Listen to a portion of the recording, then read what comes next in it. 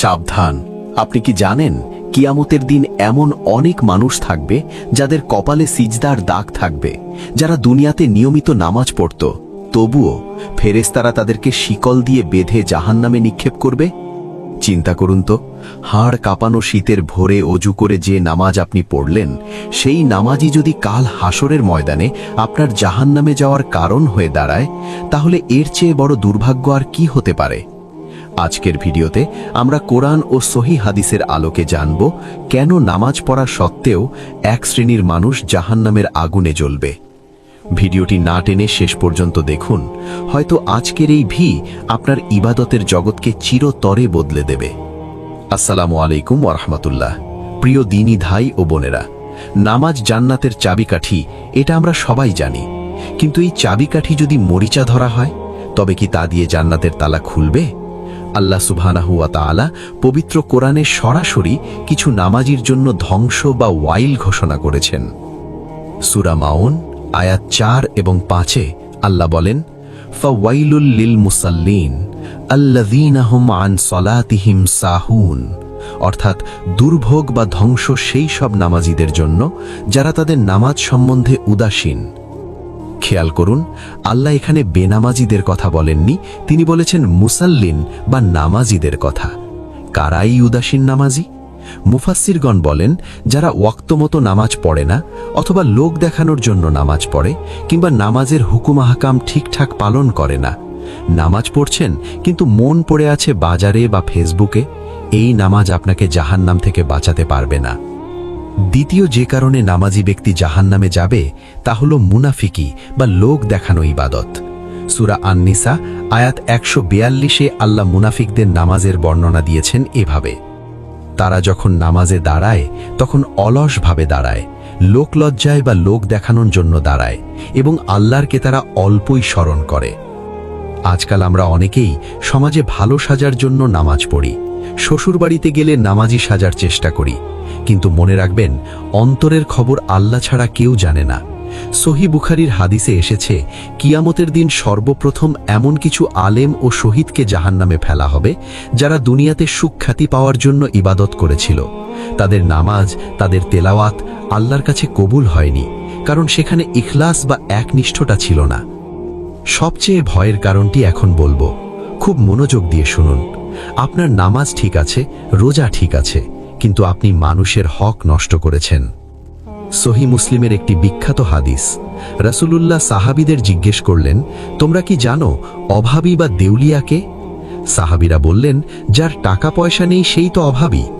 রাসূলুল্লাহ বললেন, আমার উম্মতের মধ্যে প্রকৃত দেউলিয়া সেই ব্যক্তি যে কিয়ামতের দিন পাহাড় সমান নামাজ, রোজা ও যাকাত নিয়ে উপস্থিত হবে, কিন্তু সে দুনিয়াতে কাউকে গালি দিয়েছে, কারো নামে মিথ্যা অপবাদ দিয়েছে, কারো সম্পদ আত্মসাৎ করেছে, কাউকে হত্যা করেছে বা মেরেছে। তখন পাওনাদাররা এসে তার ন্যাক আমলগুলো নিয়ে যাবে।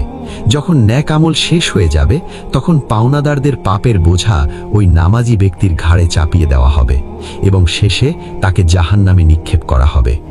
প্রিয় ভাই ও বোন, আপনি তাহাজ্জুদ পড়েন, কিন্তু আপনার জিহ্বা দিয়ে প্রতিবেশী কষ্ট পায়।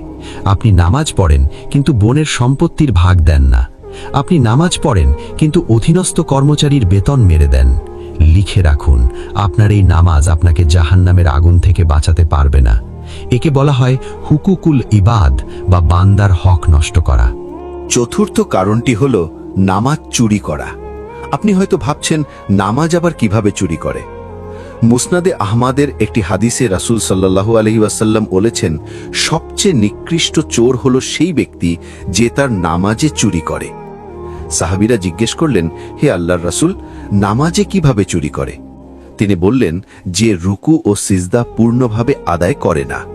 মুরজি যেভাবে ঠোকর দেয়, আমরা অনেকেই সেভাবে রুকু সিজদা করি, পিঠ সোজা করি না, রুকু থেকে না দাঁড়িয়েই সিজদায় চলে যাই। এই তাড়াহুড়ো মার্কা নামাজ আল্লাহর দরবারে কবুল হয় না, বরং পুরনো কাপড়ের মতো দলা পাকিয়ে তার নামাজির মুখের ওপর ছুঁড়ে মারা হয়। আরেকটি বড় কারণ হলো ইমানে ভেজাল থাকা।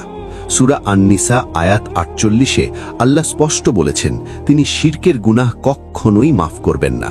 আপনি 5 ওয়াক্ত নামাজ পড়ছেন, আবার মাজারে গিয়ে সন্তান চাইছেন, গণকের কাছে হাত দেখাচ্ছেন কিংবা তাবিজে বিশ্বাস করছেন। এটা শিরক। শিরক মিশ্রিত ঈমান নিয়ে নামাজ পড়লে তা ভস্য হয়ে যায়। একইভাবে বিদআত। রসূল সাল্লাল্লাহু আলাইহি ওয়াসাল্লাম যেভাবে নামাজ পড়েছেন সেভাবে না পড়ে নিজের মন গড়া তরিকায় নামাজ পড়লে তা জাহান্নামে যাওয়ার কারণ হবে। নবীজি সাল্লাল্লাহু আলাইহি ওয়াসাল্লাম বলেছেন, প্রত্যেক বিদআতি ভ্রষ্টতা, আর প্রত্যেক ভ্রষ্টতাই জাহান্নামী। সর্বশেষ যে বিষয়টি উল্লেখ করব তা হলো হারাম উপার্জন। সহিহ মুসলিমের হাদিসে এসেছে, এক ব্যক্তি দীর্ঘ সফর করে ধুলিমলিন অবস্থায় হাত তুলে আল্লাহর কাছে দোয়া করছে, হে রব, হে রব, কিন্তু তার খাবার হারাম, তার পানীয় হারাম, তার পোশাক হারাম। নবীজি প্রশ্ন করলেন, তার দোয়া কিভাবে কবুল হবে?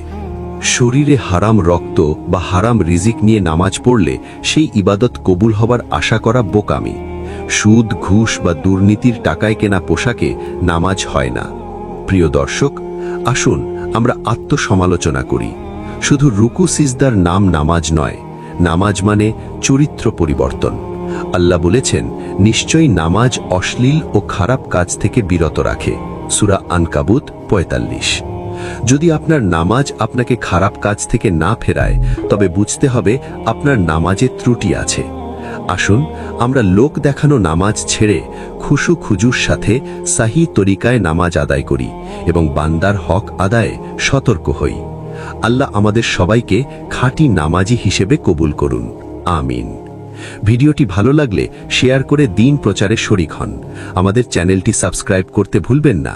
দেখা হবে পরবর্তী ভিডিওতে। আসসালামু আলাইকুম।